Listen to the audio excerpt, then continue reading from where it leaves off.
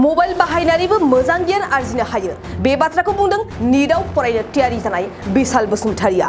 मबाइलाव गोबांखिनि मोजां बुस्थु थायो जेरै निउस थायो जों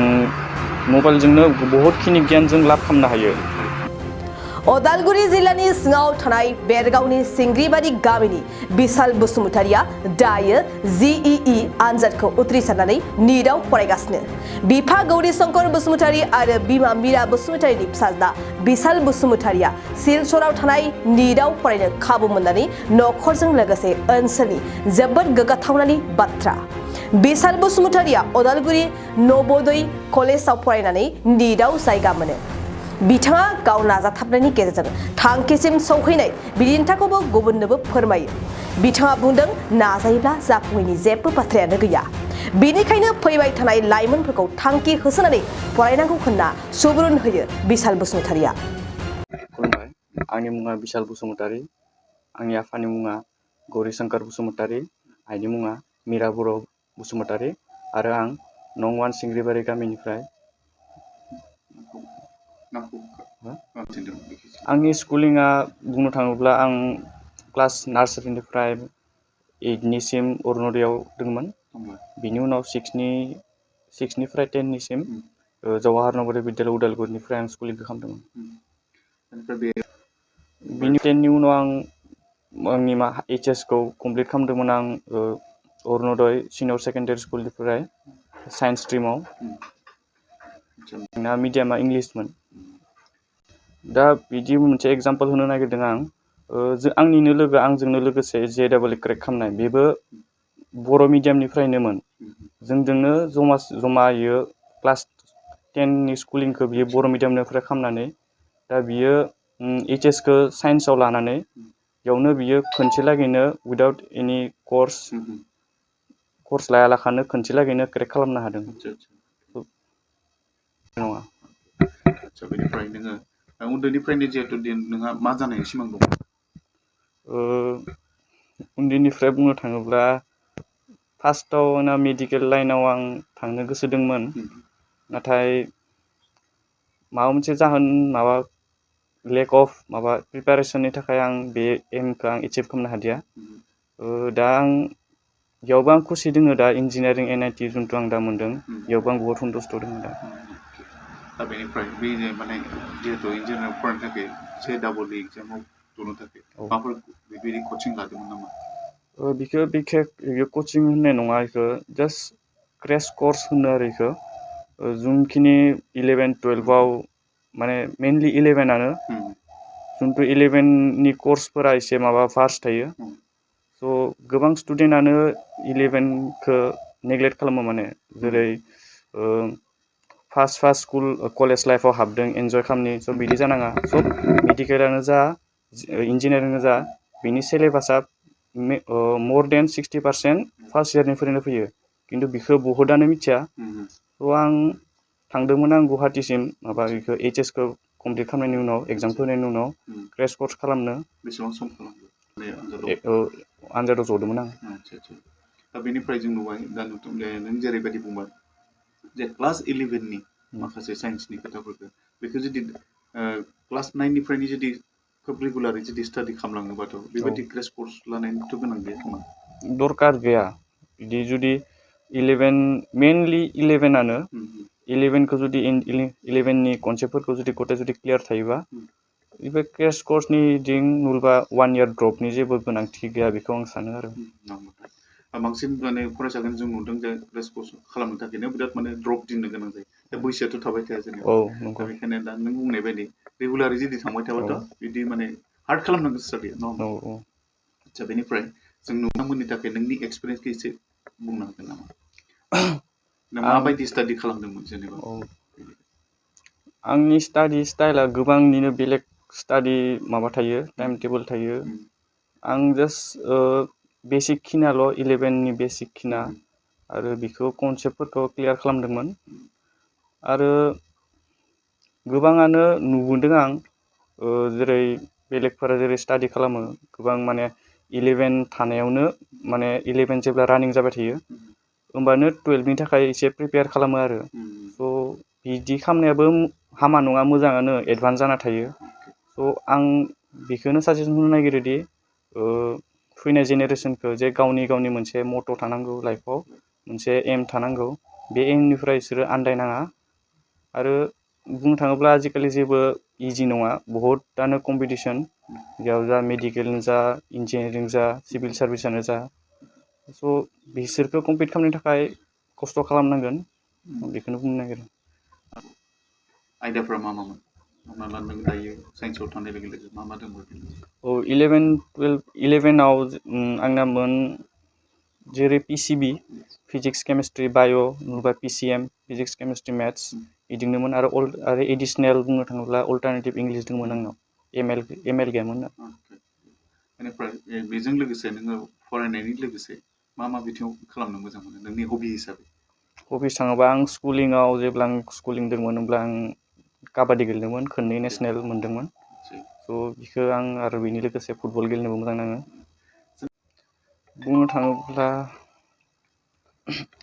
बुंनो थाङोब्ला फारसेथिं नायोबा मोजांबो फारसेथिं नायोबा हामाबो मबाइलखौ जोङो गोबां माने आंनो जेब्ला आं 12आव दंमोन आंनो माने मबाइलनिफ्राय लेक्सार्सफोरखौ भिडिअ लेक्सार्सफोरखौ आंनो गावनो नायोमोन मबाइलनिफ्राय जिथु टपिक क्लासरुमाव जेरै माबाफोरखौ जों बुजि मोनाबा बेखौ आं रुमाव फैनानै बेखौ नायफैयोमोन आरो दा नुबोदों गोबाङानो दा मबाइलफोराव बिजि थायो जेरै ससियेल मिडिया गेम्स बेफोरावनो बारा बिजि थायो स' बिदि जानाङा आरो बुंनो थाङोब्ला दा मबाइलाव गोबांखिनि मोजां बुस्थु थायो जेरै निउस थायो जों मबाइलजोंनो बहुतखिनि गियान जों लाब खालामनो हायो जिखुनुनो जा जेरै मोनफ्रोमबो सलुसनजों जेबो माबानो गैया सब सलुसन थायो स' जों नायनो रोंनांगोन जे जों माबे मोजां माबे हामा स' बे मोजांखौ जों लानांगोन आरो जेरै गाज्रिफोरखौ जेरै अभार टाइम इउजिं मबाइल फन्स ओरै गेम्स गेलेग्रा बेफोर टाइमफोरखौ जों मेनेज खालामनानै जेरै मेनेज खालामनानै खम खालामनानै आरो खम खालामनानै जों इउस खालामनांगोन मबाइलफोरखौ माने मोजां बिथिङाव बाहायनाय मोजां बिथिङाव बाहायनाय जागोन खिन्थु जोङो बांसिन नुबाय बांसिनानो माने मबाइलजों बेस्थ' थानानै गाज्रि माबाफोरखौसो नायनानै दिनै साननाय हनायफ्राबो गाज्रि जालांबाय नङा होमबा दा बेनिखायनो पजिटिभ लायोबा मोजां नेगेटिभ लायोबाथ' आरो बुंनो गोनां नङा होमबा साबायखर बावदों बेस्थ' थादोंमोन स्कुलिङाव माने 10आव आरो माने 10आव आंनिया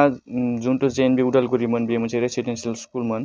स' बेयाव जों बाहेरनि माने एनभाइरनमेन्टजों जों जेबो लिंक गैखायामोन माने मोनसे बाउण्डारि थायो बे बाउण्डारिनि सिङाव जों थानांगौ स' बिदिनो मोनसे टाइम टेबोल थायो माने फुंनि 5टानिफ्राय एटेन्डेन्सजों लोगोसे बेफोरो ब्रेकफास्ट क्लास थाङै फुरा हरनि 7टायाव जोङो जोबोमोन आरो फुरा सिडिउला बिनि गेजेरावनो गेम्स फुरा थायोमोन स' बिदिफ्राय ओमफ्राय 7टानिसिम थायोमोन आरो लास्ट स्टाडि नाइट स्टाडि बिनि उनाव जों सेल्फ स्टाडि खालामनो थाखाय 10टासिम होयोमोन आरो टाइम बेनि उनाव जुदि सोरबा फार्दार जुदि स्टाडि खालामनो लुगैयोबा गावनि पार्सनेल लेम्प जेरै गावनि पार्सनेल बांसिन हेफाजाब होदों दा बुंनो थाङोब्ला मेनलिनो आइ आफा लोगोसे आरो टिचार्सफोरबो आरो लोगोसे न'निनो गोबां मानसि आदा आबौमोनबो जोबोद आंखौ माबा खालामदोंमोन कनफिडेन्स होदोंमोन जे आं बेखौ खालामनो हागोन होननानै बेनिफ्राय दिनै नोङो जिहेतु NIT आव एडमिसन मोनबाय दा बेनि उनाव मा फार्दार मा जानो गोसो BTech कमप्लिट खालामनायनि उनाव आं सानदोंसो आरो MTechनि थाखाय गेटनि थाखाय प्रिपेरेसन खालामगोन होननानै स' बिनि उनाव नायनोसै आरो मा जायो इसोरनि अननायाव बेनिफ्राय सिभिल लाइनाव फैनो गोसो गैया नामा हमनानै ला दिनै APSCनि खोथा बुङोबा बेबायदियाव फैनो गोसो गैया नामा मोजां हामा नङा सिभिलाबो गोबां स्कप दोङो स' आगोलनिफ्रायनो फिसानिफ्रायनो आंनो माने कम्पिउटार इन्जिनियारिं बुंनो थाङोब्ला इन्ट्रेस्टआ बारा दंमोन स' आं बेखौनो नागिरबाय थादों आरो दा कम्पिउटार इन्जिनियारिं इयुनावबो बे लाइनाव थांनायनि खाबु मोनोबा बेखौ खालामनो जायखिजाया गेलेनायनि बिथिङाव बुंनो थाङोब्ला स्पर्ट्सआव आजिखालि बहुत स्कप माबा ओंखारदों जेरै साइ जा क'क्राझार जा दा फिउचाराव दा खोनानो मोन्दों उदालगुरियावबो मोनसे साइ जागोन होननानै स' बिथिंनो बहुत स्कप मोनगोन दिनैनिथिंनि लकेल माबाफोरा स्टुडेन्टफोरा जायफा स्टाडिफोराव जायफा कनसेन्ट्रेट खालामनो हाया स' बिसोरबो स्पर्टमेनशिपखौ मोजाङैनो मा खालामनानै लोगोसे हारिखौ आरो लोगोसे न'नि गामिनि नामखौ गोदोर खालामनो हायो बेयावनो बुंदों जे गावनि मोनसे एम थानांगौ एमनिफ्राय डिसट्रेक्ट जानाङा गोबां सर्स फैगोन डिसट्रेक्ट खालामनो जेरै मबाइल सबाइल जा बाहेरनि एनभाइरनमेन्ट जा लोगो जा स' बे गावनि एमखौ पुरा टारगेट खालामनानै स्टुडेन्टआ माने आगबारिना थांनांगौ आरो बेखौनो आं बुंनो नागिरो जोबनायाव आं बेखौनो बुंनो नागिरो बर' स्टुडेन्टफोरखौ बर' फरायसाफोरखौ जे जोंनो कनफिडेन्स लेभेल ल' खालामनाङा जेबो गोरा बुंनो थाङोबा जेबो गोरा नङा स' गावनि एमखौ थिग लाखि आरो हार्ड लेबार खालाम खस्थ' खालाम ओमफ्राय रिजाल्टनि जिथु फिथाइ दोङो बेखौ सिन्था खालामनाङा जास्ट हार्ड लेबार खालाम फिथाइयानो हारसिंनो ओंखारना फैगोन बेखौ आंनिफ्राय गावनि एक्सपिरियेन्स जिथु बेखौनिफ्राय बुंदों आरो सन्तुष्ट माने खस्थ' खालामनाय हिसाबै बेखिना फलखौ मोनदों दा जों आंजों लोगोसे न'खराबो बा गामियाबो बाहाय माने जथेस्थ' खुसि आरो आखा खालामो जाहाथे जोंनि गथ'फ्राबो माने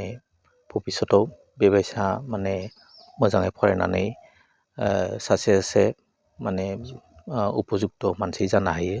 बेखौनो आखा खालामो মাতৃ হিচাপে মইতো বহুত ভালে অনুভৱ কৰিছোঁ যেনেকুৱা কষ্ট কৰিছিলে সেনেকুৱা মানে পালে ফলটো পাইছে আৰু NIT পালে বেছি ভাল লাগিল হয় আৰু তাৰো মনটো অসন্তুষ্ট হৈ থাকিল মই মাক হিচাপে সেইখিনি গৌৰৱ অনুভৱ কৰিছোঁ আৰু সেইখিনি কষ্টখিনি মানে ফল পোৱা নিচিনা লাগিছে আৰু